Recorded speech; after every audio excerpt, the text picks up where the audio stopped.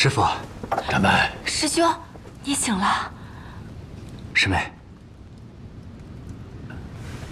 伤势如何？没有伤及脏腑吧？师傅，你放心吧，薛谷主医术精妙，休养一阵子便无碍了。哦，好。霍公子，几位先聊，我们先行告退了。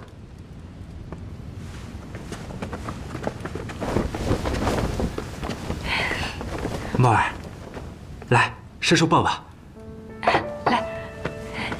哎呦，哎呦，又重了些是不是？还记不记得师叔呀？记得。记得呀。师叔要带我去练剑。好呀，等师叔伤好了之后，就带你练剑，好不好？好。墨儿，娘亲抱。来，师叔伤还没好呢。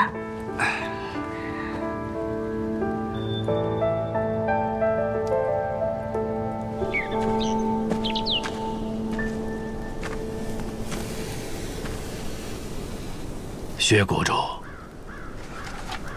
秋水掌门，这是？老夫特意来谢过薛谷主对展白的救命之恩，还有墨儿，也是全靠薛苦主妙手回春，才保住了性命。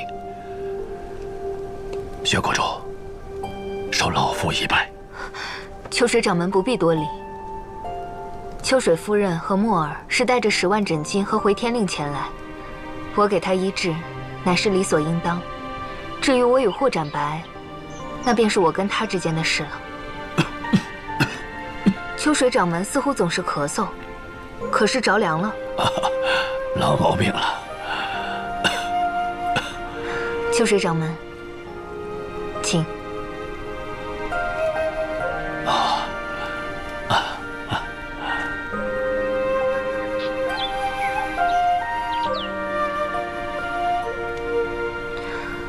秋水掌门的咳嗽是多年痼疾，我不一定能医。就连薛谷主都说不可医治，那定是无药可医了。秋水掌门所患咳嗽，乃是长期肝郁忧思所致，气机为之郁恶，枢机失利，不得宣通。掌门运气时，真气难通于四末。难怪老夫有时练功练到一半，下盘忽然轻飘飘，毫无力气。当时脑子甚是清醒，就是丝毫动弹不得。木火行金之症，表现为咳嗽、气急难平，但实则是心中有未解之事，缠绵日久。人有七情，情志变则经脉变。秋水掌门武功盖世，但是左关之脉沉弦而细，乃是长期忧愁思虑过重，郁结在心，经年累月，日久成疾。或许是吧。老夫身为天山派掌门，对外忧心元一宫作乱，对内还要苦思下一任掌门人人选。身为婴儿的父亲，我还要忧心他后半辈子能否有个依靠。眼下最为焦心的就是墨儿的病。这些年没见他一次，就看着他的神色更为憔悴。稍后，我便给秋水掌门备几副药。那药虽有疏肝解郁、理气宽胸之效，但终究是治标不治本。秋水掌门还得早日解开心结，否则那气滞血瘀之状会越发严重，影响运功发力。薛谷主，多谢指点，告辞。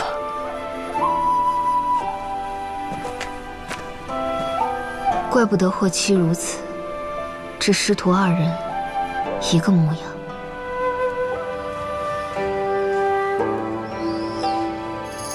墨儿已经4岁，可看起来比寻常人家2岁的孩子还要瘦弱。得尽快把所有的药都取回来，这样墨儿的病也能快些痊愈啊。师傅，您放心吧，我定会尽快将五味药找齐的。剩余的2味药，为师与你一同前往。师傅，万万不可。我知道，你是担心我的身体。若只能居于派中静候，我又有何颜面做这个外公呢？其实，我很早就想和你一同去求药了，只是派中事务繁忙，我一直脱不开身。无论如何，只要有徒儿在，定不会让师傅亲自涉险的。世人都要历经生老病死，为师已过花甲之年，这身子有一半都被埋在土里，贸然一试又有何妨？况且，为师已生退隐之心。师傅这是要退隐江湖？没错，龙蛇草生于天地间，不涉门派利益，但日后求药难免会与其他门派起冲突。若为师再以天山派掌门的名头行事，到时候恐怕会伤及天山派的名声。我不能让我这半生的心血付之东流。可是，展白，你不用劝了，为师已经下定决心了。等我隐退以后，便同你一起去寻药，早日治好墨儿的病。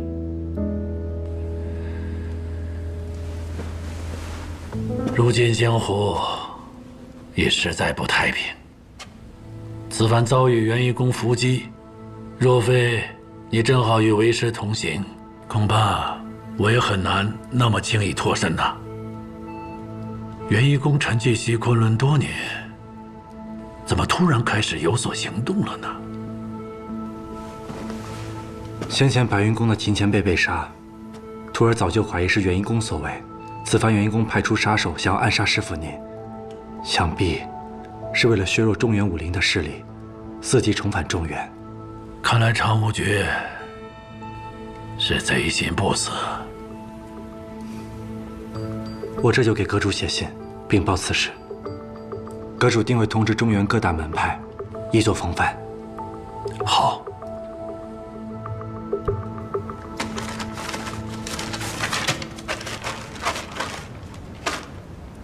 我找到了当年失窃时药房的看守，他曾中过那贼人一掌，好在救治及时，活了下来，但至今留有遗疾。我想着妹妹若能为此人把脉，大概可断出他所说的内伤是何派功法。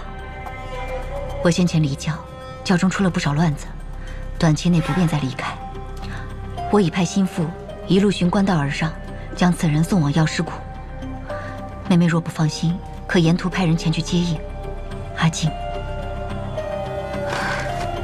证人已在路上。双红，哎，明日你与小程顺着官道去接应，务必将人安全带回药师谷。是。那人受过重伤，身子虚浮，路上一定要好生照料，切勿有半点差池。双红定不负谷主所托。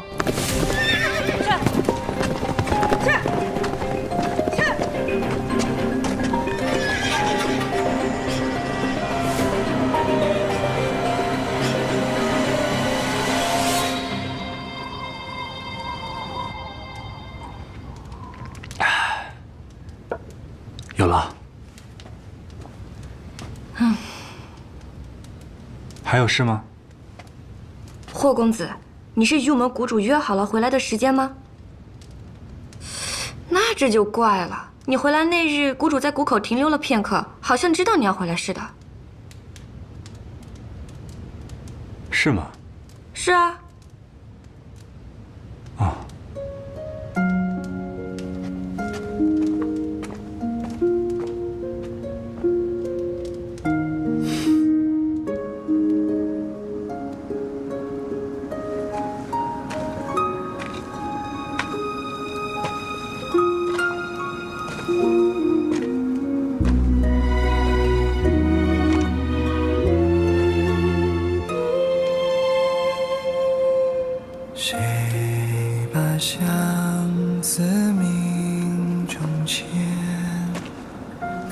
换来是离别，梅花落眉间，人面四处见，怎么晚来天有雨雪？红炉暖玉一帘若长诀，笔墨写人间卷，独长夜。自去抱歉吵醒你了。念君如明月，遥望无言。薛谷主有心事，为何这么晚？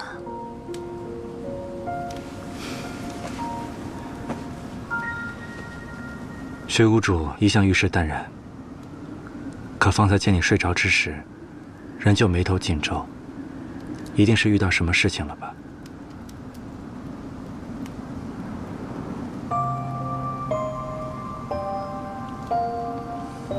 你可还记得，你我初见之时，我曾对你说过的话？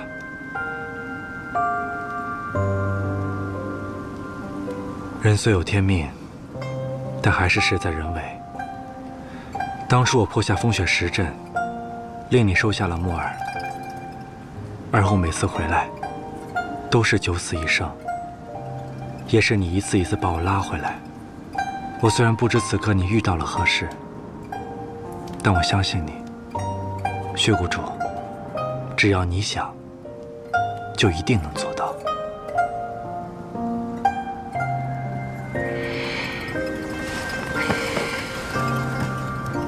你说的对，是我关心则乱，生出了惧怕之心，心绪才会越发混乱。遇事冷静，剖析条理，这才是我认识的薛谷主。你言叫起人来，倒像是你师父，我看着有几分做掌门的做派了。方才还精神不济呢，嘴皮子倒是挺灵活啊。那是自然。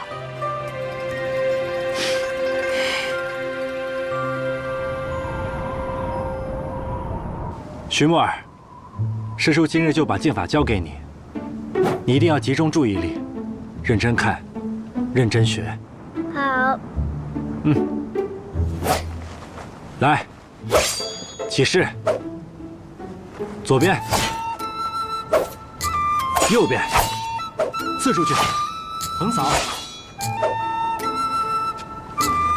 好，再来。木儿，来，这一招啊，肩要沉，肘要平，别动。对，摆好。这就对了。师傅，徒儿有什么地方做的不对，那都是因为师傅教导无方。徒儿谨遵师傅教诲。还记得我年少时，师傅教我剑法的时候，可比现在的我严厉多了。怎么翅膀硬了，都敢埋怨师傅了？徒儿不敢。展白啊，你能有今天的造诣，都是因为你有极高的天赋。为师呢，不过从旁教导罢了。但是，你始终要牢记师傅对你说过的话：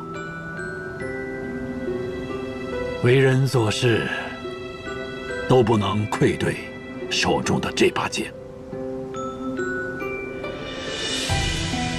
徒儿谨记。徐木耳，我们再来。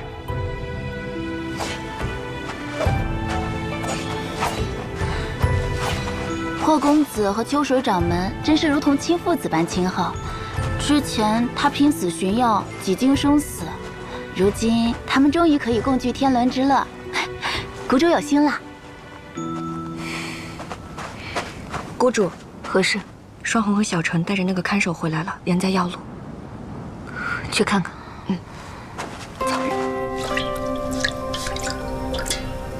记住，不能让其他客人知道他的身份，尤其是霍展白。小程、兰兰，你们两个在门口守着，不许任何人靠近。是。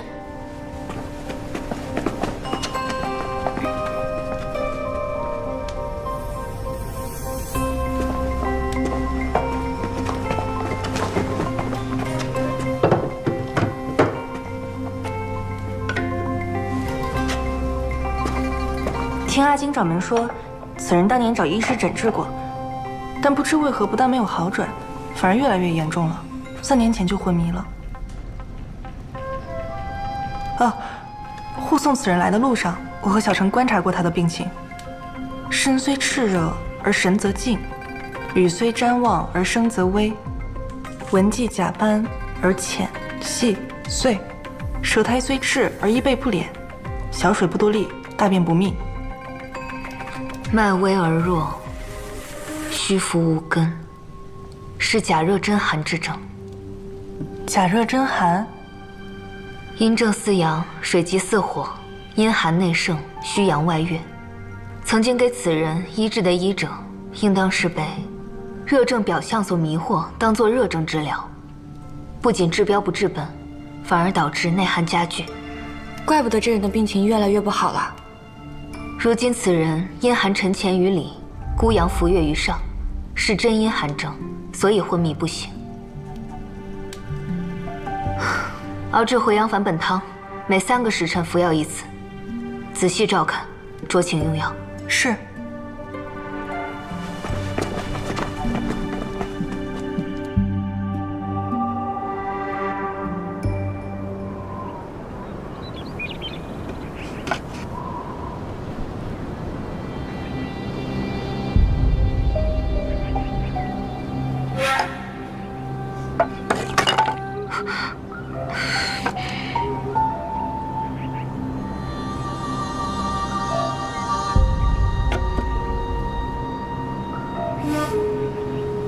不知那个病人能不能醒来？倘若中间出了差错，线索断了，我又从何处查起？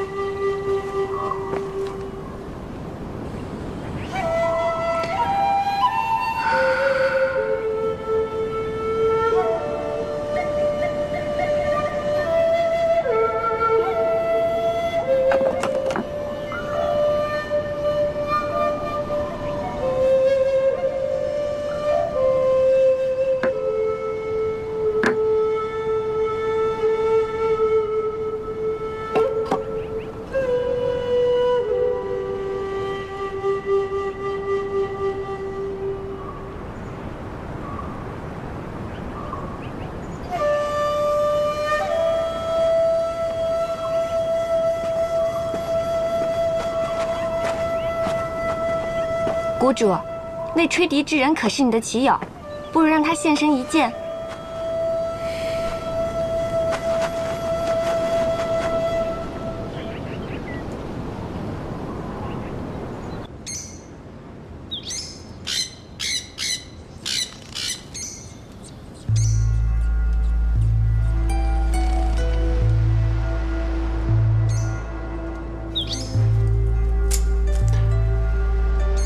你何时再去药师谷下棋啊？教王不喜欢，属下再也不去了。傻孩子，我并非不让你去，只是不希望你有事瞒着我。属下明白。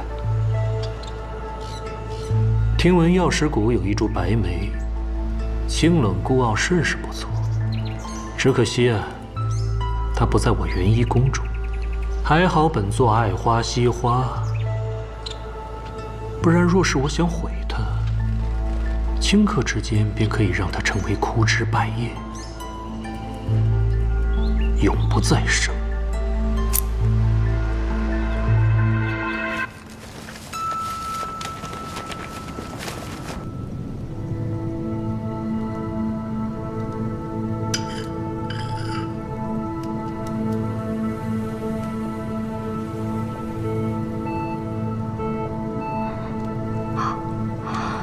醒了，谷主，醒了。你感觉如何？是否有哪里疼痛？能视，能听，能言语？这是在何处？此处是药师谷，阿青掌门是我的姐姐，你放心。慢点。哦，这是世月派掌门随你一起带来的书信，他说等你醒来一看便知。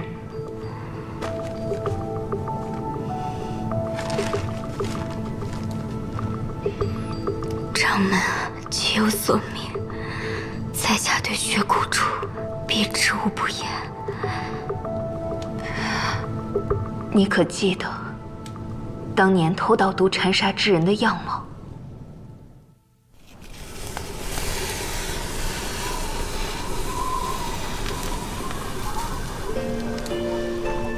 血谷主，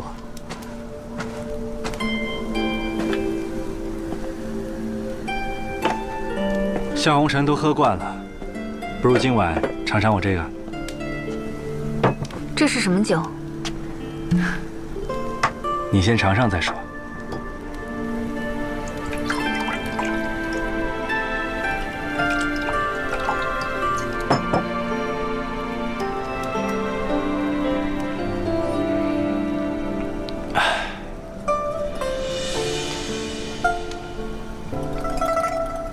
怎么样？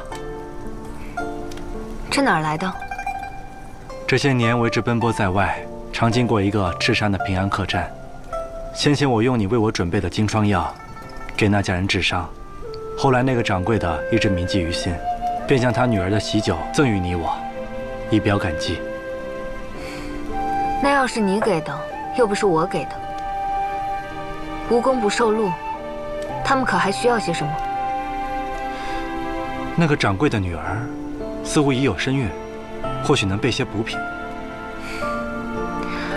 离谷时你便带着。嗯。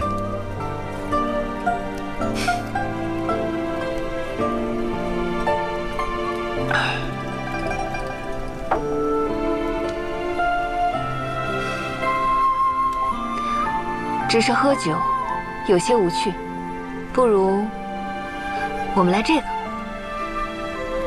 你还会这个？你若是赢了我，赢一次，我便答你一个问题；你若是输了，便答我一个问题，如何？怎么，怕赢不过我呀？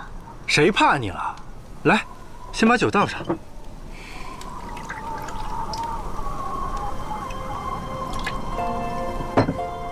来啊！哥俩好啊，四喜财啊，六六顺。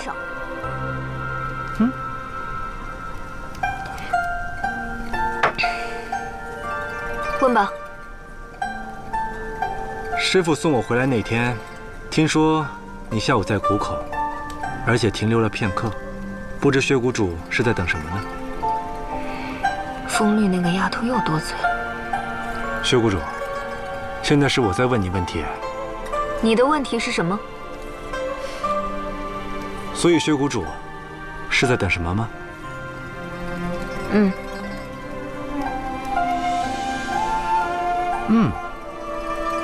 什么？所以你在等什么？这已经是第二个问题了。你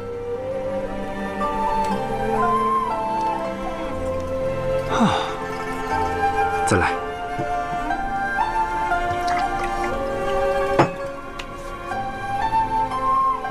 哥俩好啊，五魁首。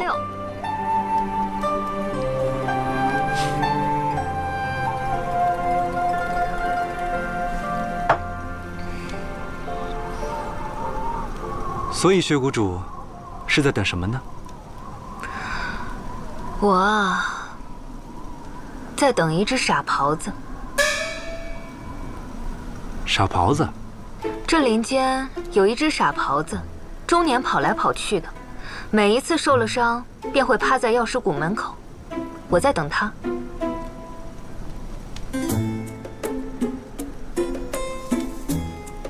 切，哼。那只傻狍子定是知道一定会有人救他的，所以安心躺在谷口。倒也是不傻嘛。这么说来，倒还精明得很。谁说不是呢？走来。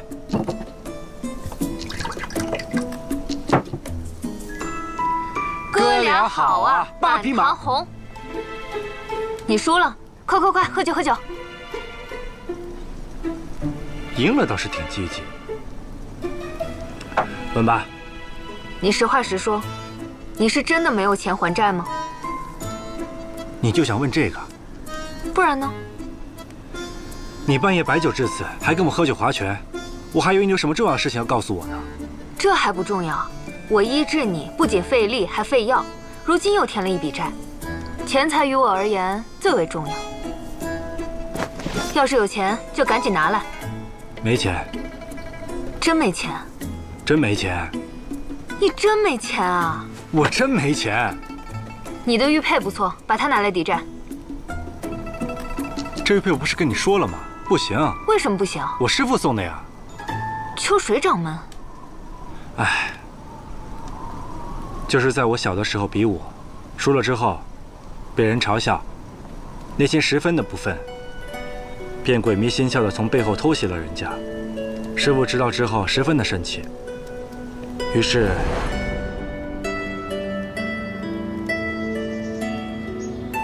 习武之人，输赢实属末流，所中者武德也，投机取巧的赢，不如堂堂正正的输。偷袭乃小人所为，你可记住了？记住了。为师投你，你且说法。师父，一日为师，终身为父。师父，受徒儿一拜。知错能改，善莫大焉。好徒儿。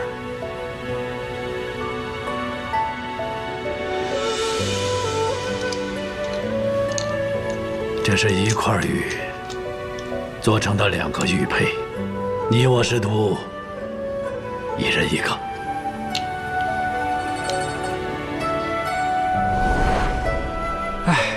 我怎么知道你不是舍不得给我，故意扯谎抵赖？若是秋水掌门也有一块，为何我不见他带？我师父那枚早就丢了。何时丢的？你为何突然关心我的玉佩呢？我是怕他入谷之后丢的，到时候赖上我药师谷。数年前就丢了，赖不到你头上。不对啊，我就输了你一次，回答你这么多问题，你在耍赖是吧？大不了我再赢你几回。等会儿，这拳都划了，酒也喝了，总要跟我碰一杯了吧？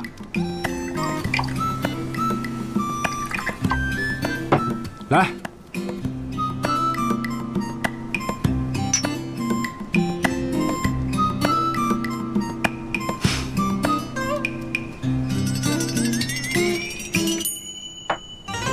谷主怎么样？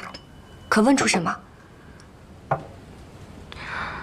那块玉佩是秋水掌门给他的，秋水掌门也有一块一模一样的。那偷盗毒禅砂之人，竟然是霍七公子的师傅。秋水掌门的那一块玉佩，在若干年前就已丢失了。哼，是真丢失了，还是心里有鬼？那块玉佩，当年若是真丢失了，被凶手捡去，也未可知。但若偷盗毒禅砂之人，真是秋水鹤本人，此事尚有蹊跷，不能妄下断言。我需再设法试一试秋水掌门。可霍七公子也在谷中，怕是难以周全。霍七公子是深明大义之人，自然是以公道针线为重。他视秋水鹤为父亲，情感之深，羁绊之重，便如我对魔家村的乡亲们，浓于血亲之情。我自己都很难放下，更不想强人所难，逼他割舍。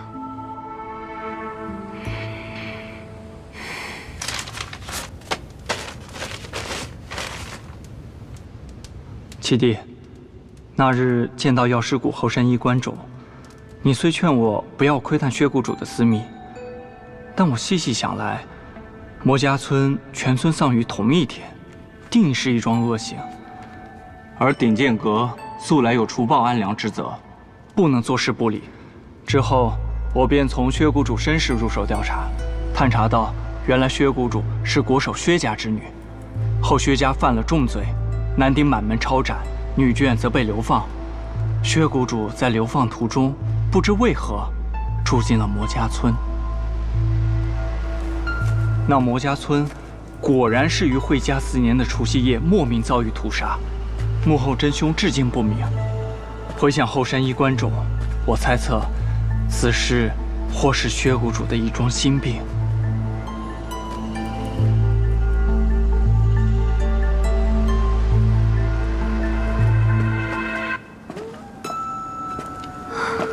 你来的正好，我正要去找你呢。你的伤已经恢复得差不多了，这就可以离谷了。还有，这个酒壶是你上次落在谷中的，这次可别再落下了。这边就可以出发了。伤都好了，为何还不走？难不成你真打算赖在我这谷里了？也是，是该出发了。只是往常，你还会再给我把把脉，这有点突然。这次不需要把脉。对了，你来找我是有何事啊？我是想问你，什么？没什么。这段时间，多谢薛谷主的关照。我离开之后，师父和师妹也得劳烦你多多关照了。那是自然。早点休息。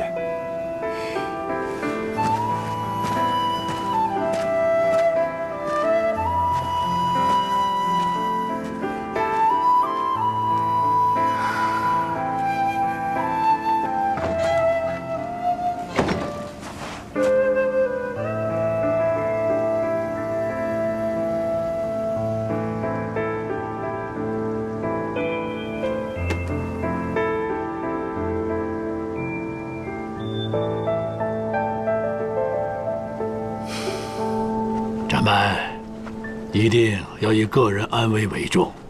待师傅处理完门派药物，便如之前所说，和你会合，一同寻药。师父，你放心吧，我定会赶在你之前将药找齐的。你这孩子，师兄，你一定要照顾好自己。知道了。对了，怎么不见墨儿？哦，我让小环带他出去玩了，不然他若是在这儿，定是哭着闹着不让你走。我还想跟他说呢，我会尽快赶到瓜州，教他练剑的。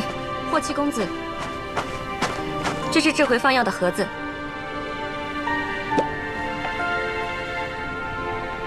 风绿姑娘动作倒是挺快。那是自然，谷主吩咐的。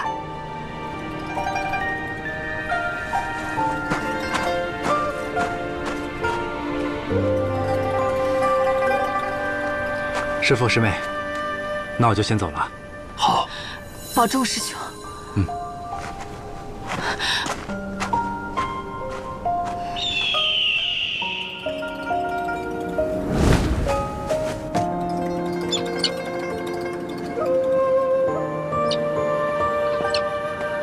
嚯，这么多药！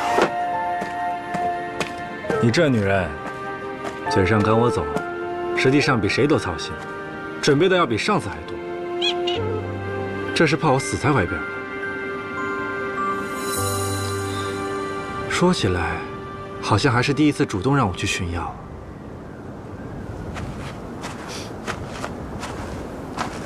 你是来找小叶姐姐治病的吗？你是龙门村那个小男孩？对呀，对呀。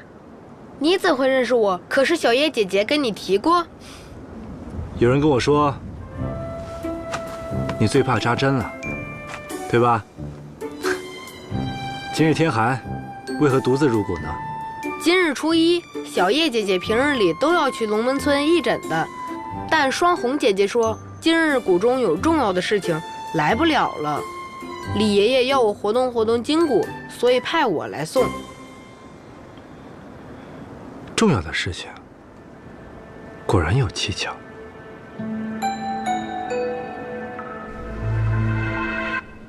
秋水掌门，我近日查看医书之时，在古方上有记载，这肝郁忧思之症，可用9法调理。想着，便再过来给您看看。哎呦，老夫先行谢过了。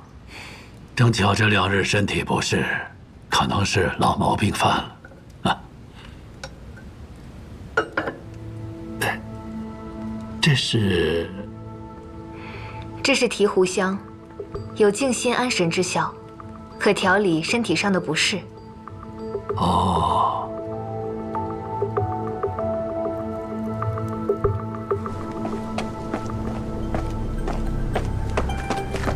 风律，那边如何了？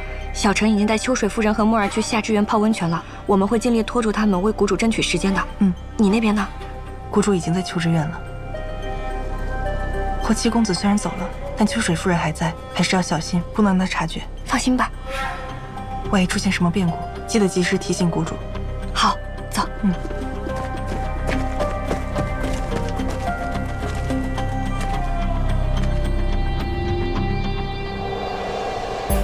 你是何人？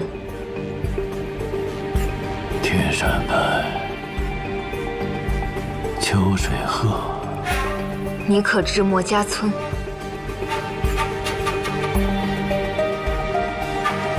师父，师父，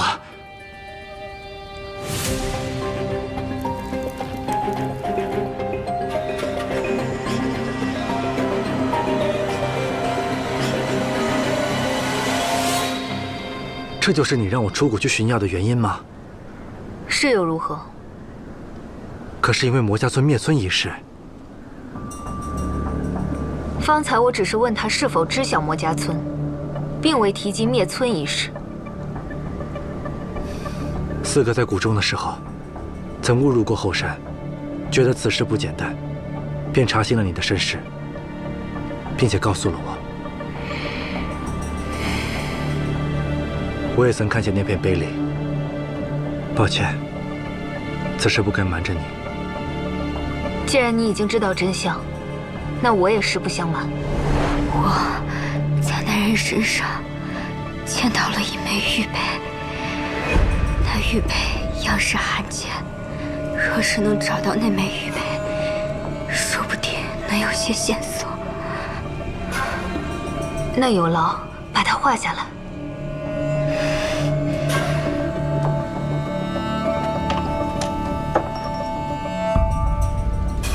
这枚玉佩似乎在哪儿见过，和霍展白身上佩戴的那一块一模一样。魔家村灭村一事，我查了很多年，与你腰间的那块玉佩息息相关，而与你有同一款玉佩的，就是你的师父。所以那日喝酒划拳，你是想从我口中得知这玉佩的来处？为探真相，我只能这么做。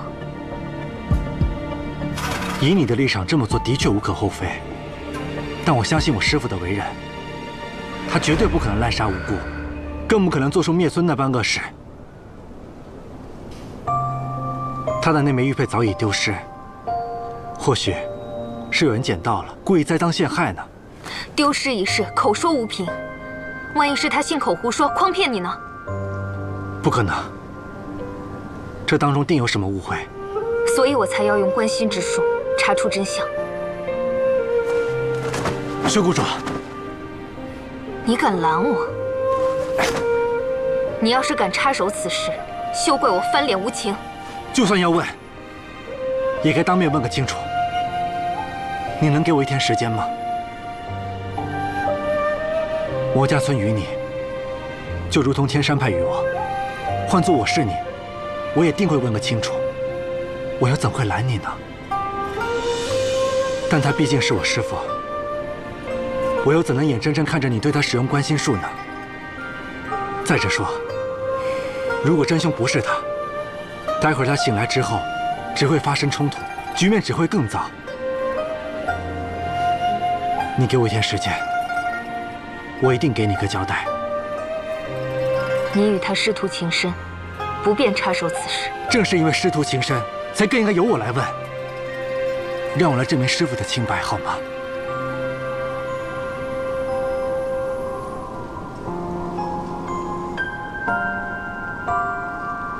好，那便给你1日。但在查出结果之前，我会命人随时盯着秋水鹤，绝不让他离谷半步。父。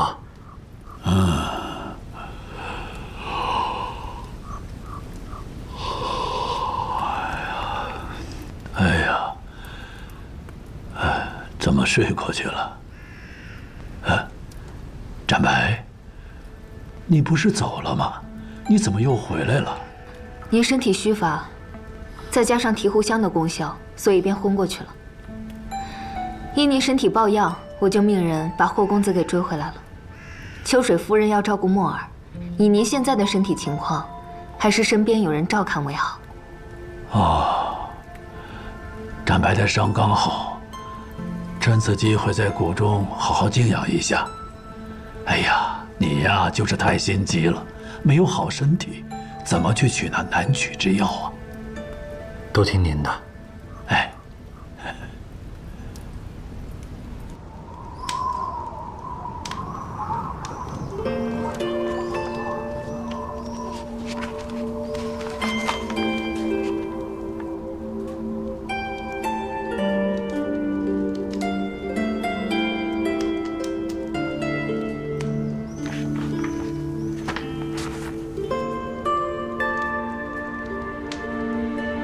子夜，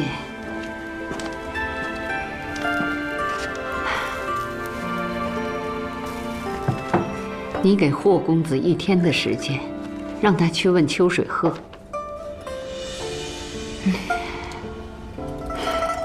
霍公子是个懂得大是大非的人，既然他主动提出来要问，说明他并无偏袒之心，只是想查明真相。若当年的事真与秋水鹤有关，他亲自知晓，总比事后由他人告知的好。子夜，你把霍公子支开，是怕他为难，希望他能了解你的心思。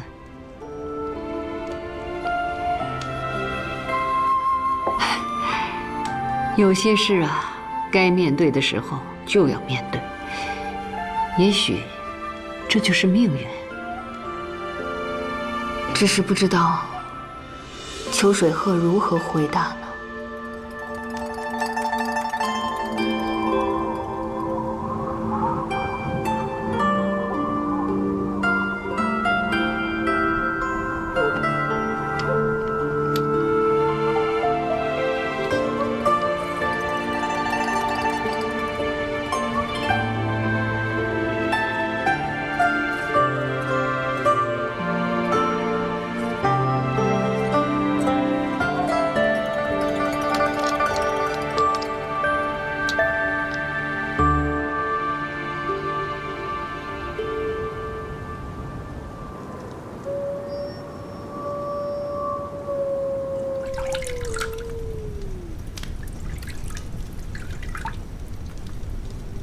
师傅，您这后背的旧伤还没好吗？啊，没事，老毛病了。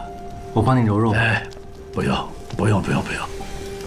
就是偶尔这种阴湿天气的时候会酸痛一下，啊，没有大碍，没有大碍。要不是我当年贪玩，从悬崖上摔下去，也不会让您因为我受了这伤。都过去的事了，不提了。哎，展白，这么晚来找我，你可有什么急事啊？没事儿，就想跟师傅多待会儿。是啊，自从你去了顶剑阁，你我师徒二人见面的机会越来越少了。师父，其实这些年我行走江湖，一直谨遵您的教诲，也认识了很多志同道合的朋友。你是说顶剑阁的那些兄弟们？除了他们以外，还有华山派无极宗的师兄弟们，还有一名女子。哦，这个倒未曾听你说过嘛。是世月派的阿金掌门。阿金掌门？没错。木儿的药方里有一味药叫七叶明之，是他们世月派的圣物，所以才和这个阿金掌门不打不相识。这个阿金掌门性子爽利，不输男子。若是有机会啊，我带阿金掌门跟您认识认识。不必了。为师与阿金掌门曾经有过一面之缘。啊？师父也认识阿金掌门？当年世月派掌门继任大典，我随同南宫阁主、林公主一同前往。那时候阿金掌门刚刚继任，正如你所言，他虽然很年轻，但是行事干净利落，给人的印象非常深刻。当时阿金掌门知道我拿走了他们教中的圣物，甚是恼怒，于是拿出了2杯毒酒，让我和薛谷主喝下。幸好那杯中物只是寻常毒物，并不是世月派的毒禅砂，也算是饶了我一命。待改日，为师一定登门拜访。谢谢阿金掌门手下留情，将七叶明之赠与墨儿治病。说起阿金掌门，他继任那年，应该也是回家4年。正是回家4年，怎么了？魔家村一事，也是回家4年。那桩旧案，顶剑阁可有什么眉目了？正如师父所言，这么多年过去了，无迹可寻。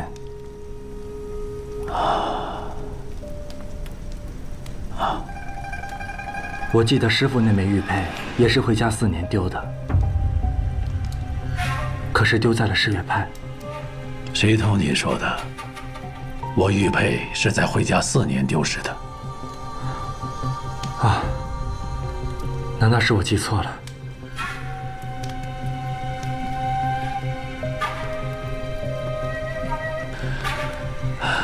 回家6年，我给你师娘扫墓，等回来的时候就发现玉佩不见了，可能是丢在后山了吧。可后山那么大，怕是难以寻回。师父会……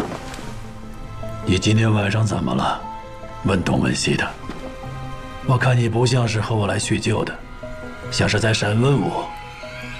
徒儿不敢。行了，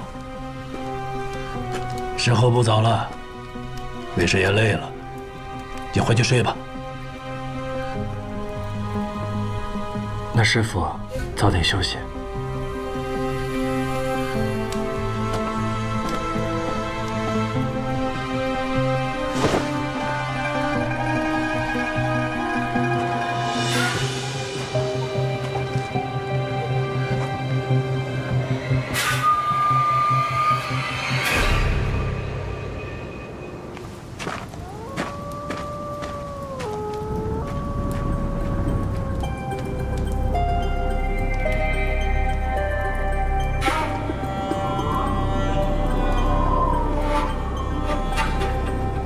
秋水掌门还未休息啊？哦，薛谷主。秋水掌门深夜在此，不知是为何？啊，掌门看起来似乎有什么心事。正好，我也有事要找掌门。您是江湖当中的名门正派，德高望重，明日可否替我做一个见证？做何见证？掌门可知，这药炉中的病人是谁？是谁？一位世月派的看守。世月派的看守，为何会在此处呢？霍公子之前恳请秋水掌门去查探魔家村一事，您可还记得？确有此事。难道魔家村一事与谷主有关？我也是正在调查此事。魔家村灭村之时，歹人便用了世月派特有的毒禅砂，但是经我调查之后，发现这毒禅砂乃是别人当年从世月派当中偷走的。我已经救下了当年看守世月派药房的守卫，他曾与那个歹人交过手，若是他醒过来，便可以认清那人的真面目，也可以查清当年的真相。恳请秋水掌门明日替我做个见证，无论那个歹人是谁，我都要在天下人面前讨回公道。主持正义，老夫责无旁贷。哎呀，这可惜啊！我派中有异，事发紧急，明日一早，老夫便要启程。老夫有心无力呀。这么着急？是啊。那既然如此，我便不好再留掌门了。那掌门此去多保重。薛国主，告辞了。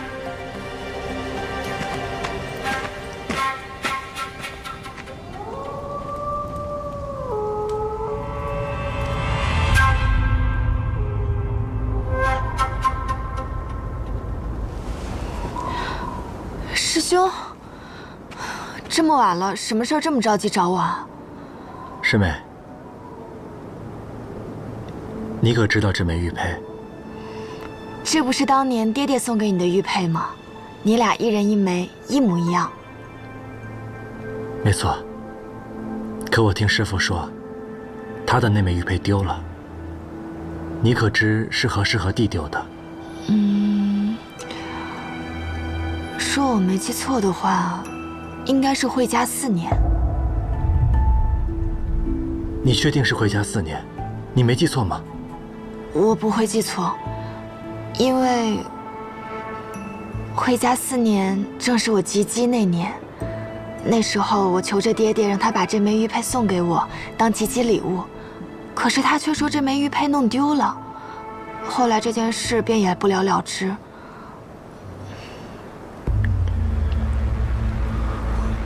师兄，师兄，你怎么了？怎么突然问起玉佩一事啊？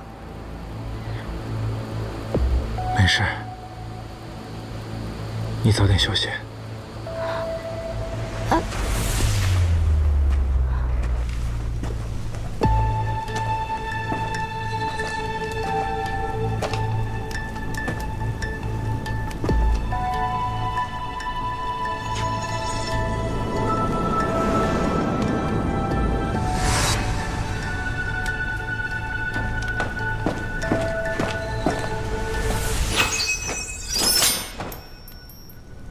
秋水掌门又要杀人灭口吗？这一切是你设的局。当年偷盗毒禅砂，屠杀魔家村，便是秋水掌门你吧？世月派看守只是试探，他并未看清你的脸。若不是你心里有鬼，怎会这么快就暴露了？薛国主与魔家村一事，到底是何干系？我便是当年魔家村灭村惨祸中唯一的幸存者。你是当年幸存之人？是。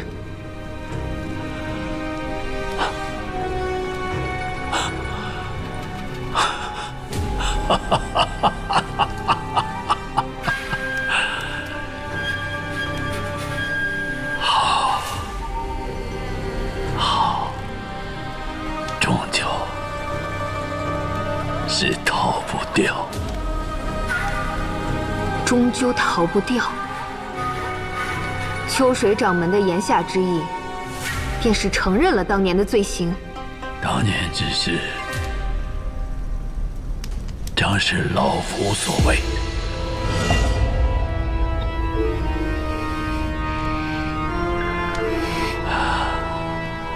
我也早已不想再受当年那时的折磨了。当年，老夫因为一念之差做了错事，杀害了莫家村那些无辜的生命。当年究竟发生了什么？回家4年，老夫带人前往莫家村，只为找个孩子。听闻这孩子体质独特，身怀奇功，可大大增益我派实力。没想过要伤害他们，没想到突然出了乱子。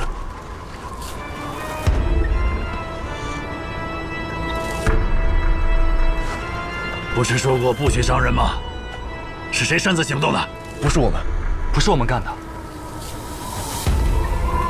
赶快收拾，不要惊动村民。是。掌门，我们这儿也没有。村长，就是他们，就是他们！村长，你们是谁？为什么要杀人？诸位且慢！诸位，我们中间或许有些误会，我们无意杀人。什么误会？人就是你们杀的！村长，你看，富国的尸体就在那儿呢。掌门，要不我们杀出去吧？不可，我们此行还有别的目的，不能一再伤人。走。不能走！不能走！不能走！不能走！着火了！着火了！着火了！你们杀了人，现在还放火烧村子，他们这是要把咱们往绝路上逼。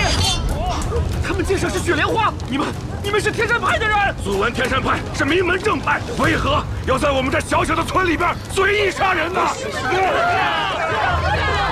我们一定要到鼎剑阁讨个公道。对，讨个公道。掌门，这可如何是好？若事情传出去，咱们天山派可就无法在江湖上立足了呀！随随便便杀人，这还得了？有没有王法？枉为名门正派。对，对。村长，先走吧。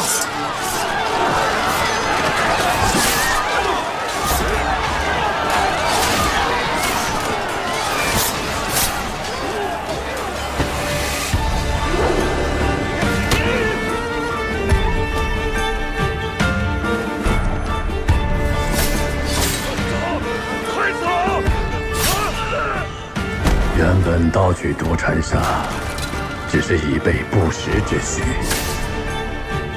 但那一刻，为了保全天山派，老夫只能下令用毒禅砂灭口。一步错，步步错，终究铸成了那件大错。就算当日如你所说，但杀人也并不是唯一的解决办法。你终究还是看重你虚无的江湖名声，所以才会做那样的决定。我家村127条无辜的生命，他们与世无争，本该过着安居乐业、无忧无虑的生活，却是因为你的一己之私，惨遭灭村。薛国卓先前为老夫打过脉，想必早已看出我有事郁结于心。这么些年来，我没有一刻不为当年的决定而后悔。也正因如此，我才患上了这血雨之症。任你如何自责忏悔，又有何用？那些无辜的性命，终究是已经死了。老夫知道，于事无补。今日见到血谷主，揭开陈年旧事，也许是上天给了我一个赎罪的机会。老夫只愿能偿还当年的罪孽。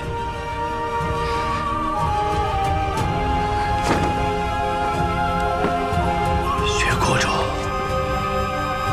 老夫对你诚心忏悔，绝不逃避。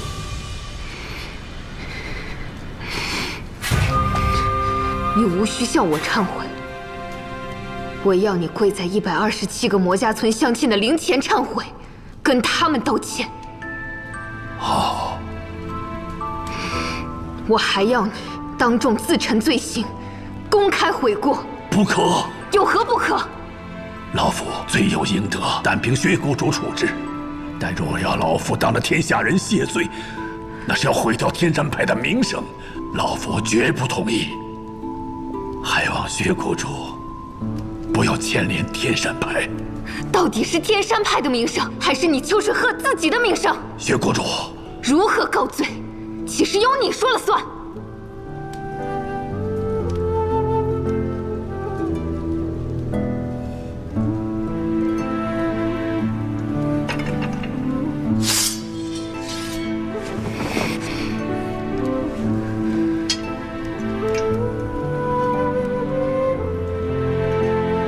血谷主，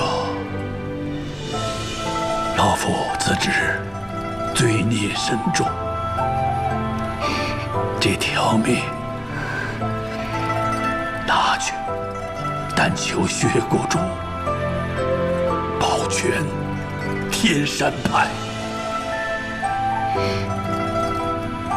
你以为我不敢吗？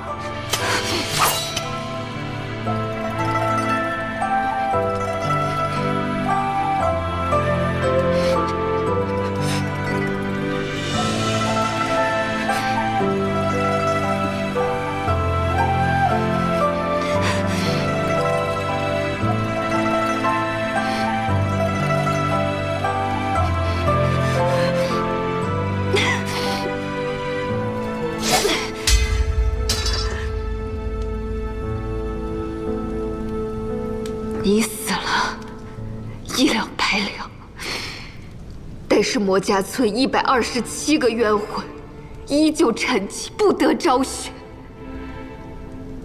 我不会杀了你，我要你当众认罪。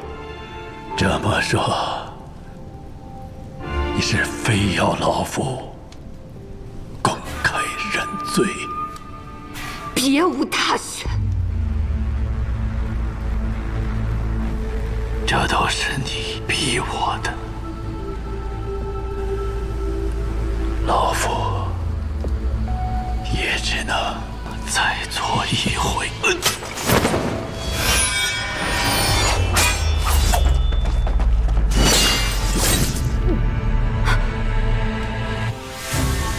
长辈，师父，别再做下去了。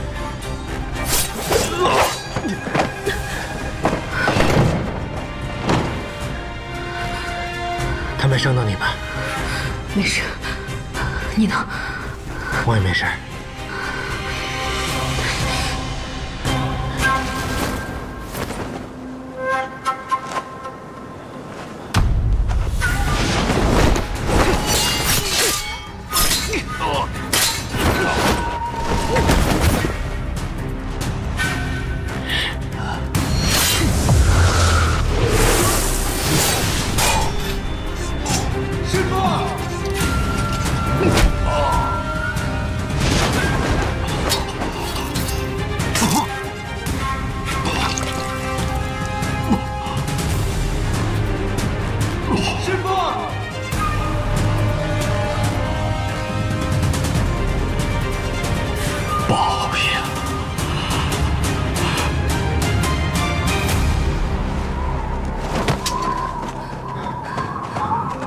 师父，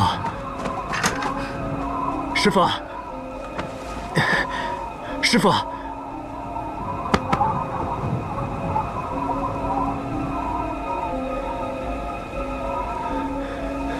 师父，师父。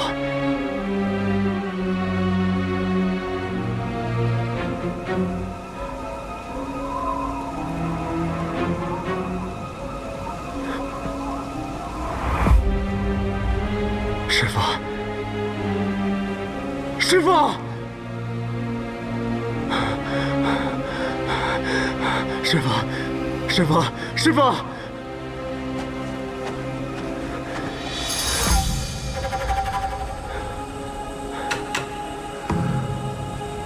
他呼吸暂闭，但气满，还尚有一丝生气，并未真的气绝。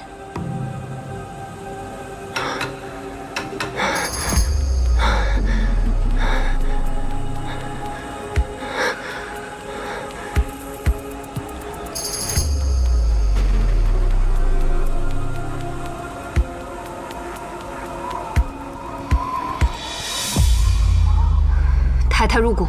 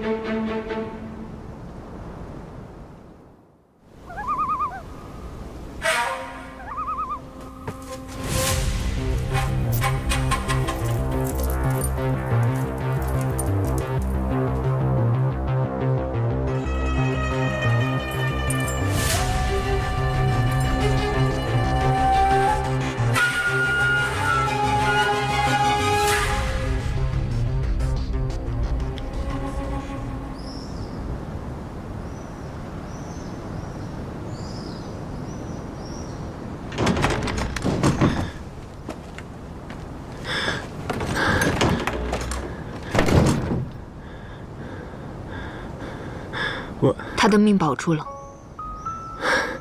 谢谢。嘘。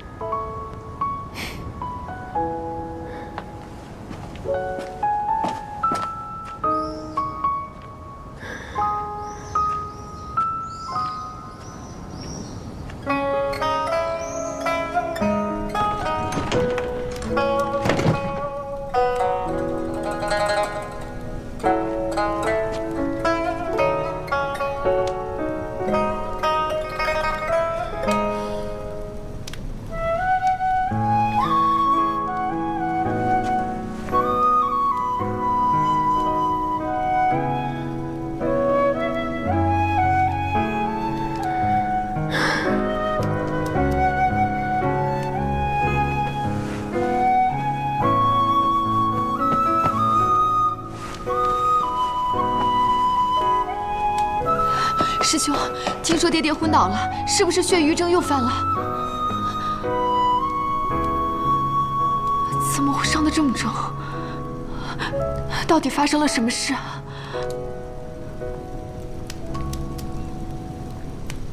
不，可能，师兄，这中间是不是有什么误会？爹爹他是什么样的为人，你是知道的。我刚开始也不相信，直到我亲耳听到了师父认罪，又亲眼目睹了师父对薛谷主下狠手，我才不得不信。师妹，此事我会向顶剑阁禀报。不行，师兄，你也知道，爹爹他这次回去就要退隐江湖了。如果让顶剑阁知道此事，爹爹一生的侠名可就尽毁了。如此这般，比要了他的命还难受啊！可人总要为自己的行为付出代价。我并非当年魔家村的受害者，我无权替那些死去的人，替薛谷主做决定。那我去求薛谷主开恩。千万别去，师妹，千万别去。薛谷主同意救回师父，已经是极大的宽恕了，别再为难他了。怎么会这样？怎么会这样？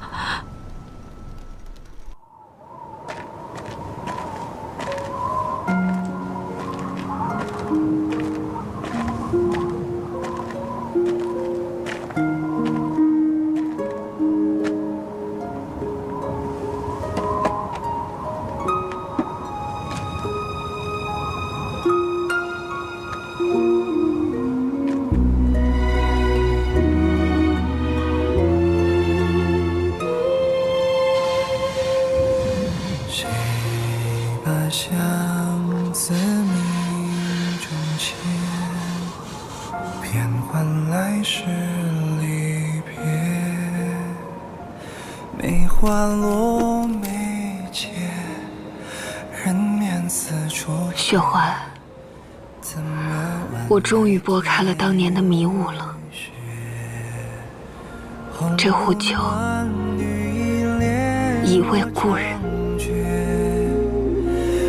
墨写人间卷度长夜，自去经年，念君如明月，遥望无言无眠。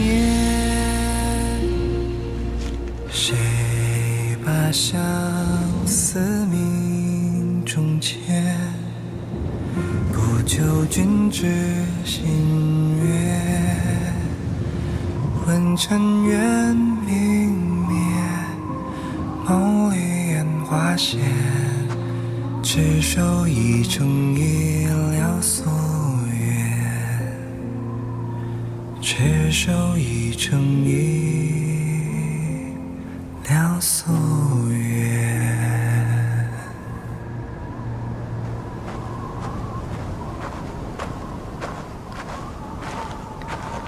霍七公子，谷主让我给你送一坛笑红尘。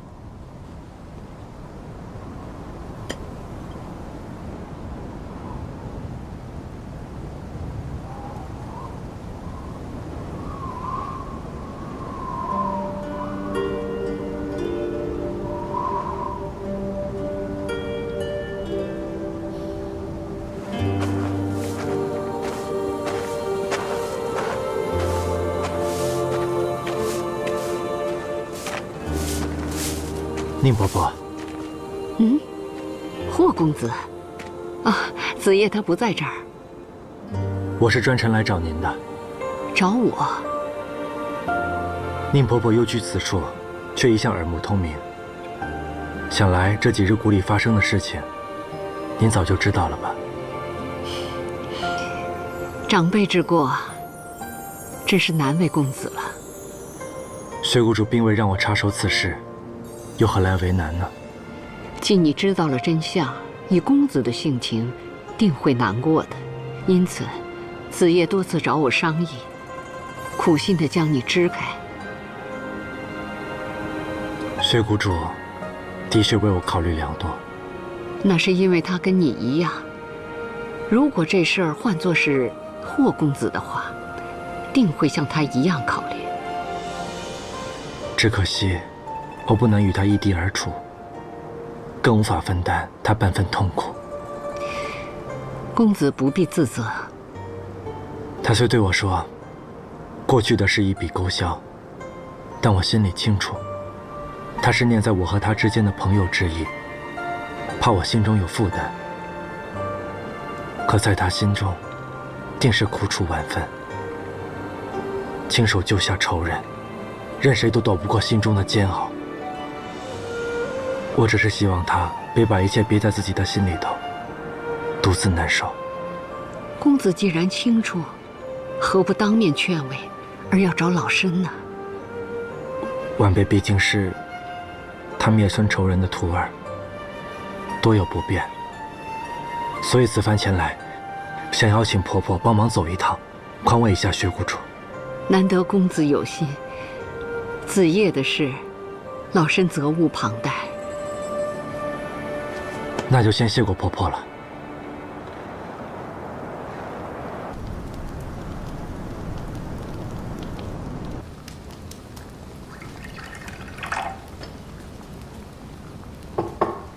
已是深夜，婆婆怎么还过来了？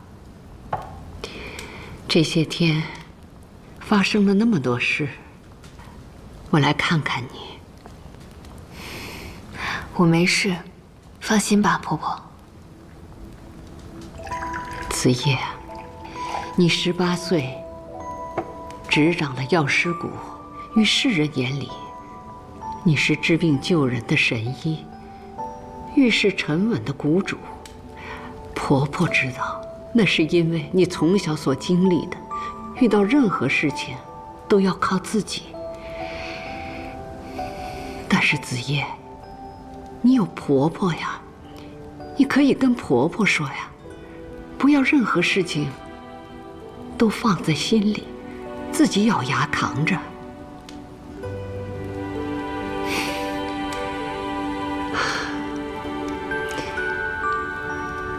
你是在为救秋水鹤的事伤神，觉得愧对了魔家村逝去的乡亲。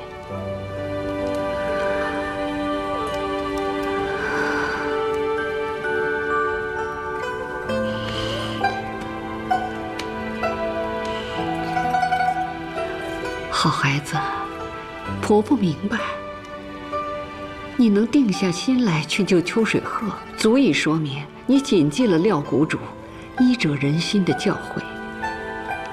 你首先是个医者，其次才是薛子夜。你的善心，乡亲们在天之灵定能理解的。谢谢婆婆。这世上有许多事情都是在一念之间，善恶，相信啊，善有善报，恶有恶报，只是看自己如何选择。其实我今晚来呢，是受霍公子之托。他知道啊，你心里有些话不方便向他倾诉。我确实不知道该如何面对他。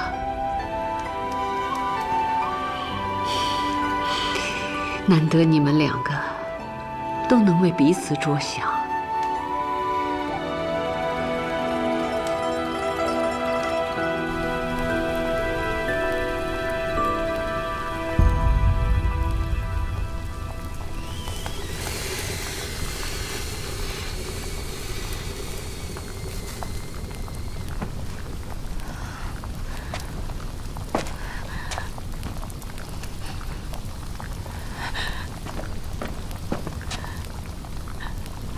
薛谷主，秋水夫人这是做什么？快起来！薛谷主，你先起来，有什么话起来再说。这一跪，您务必得收下。我爹爹之前犯下了那样的大错，伤你至深，您却还心怀高义，救了他的性命。爹爹他身负于你，却又蒙你大恩，我身为女儿，理应为他赎罪，替他报恩。你先起来，快起来！秋水夫人不必道歉，一人做事一人当，不能自带覆巢。秋水掌门已无大碍，好好照看。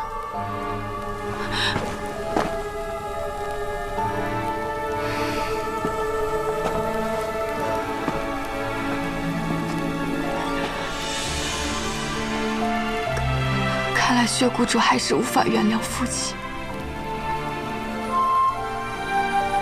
是我们欠他的。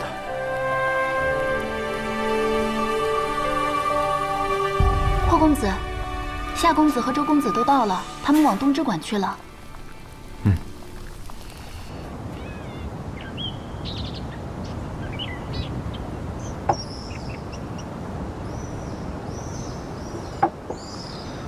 谁也想不到，秋水掌门素来侠义，德高望重，暗中却做出如此恶行。还好，命是保住了。七哥，我知道你心里难受。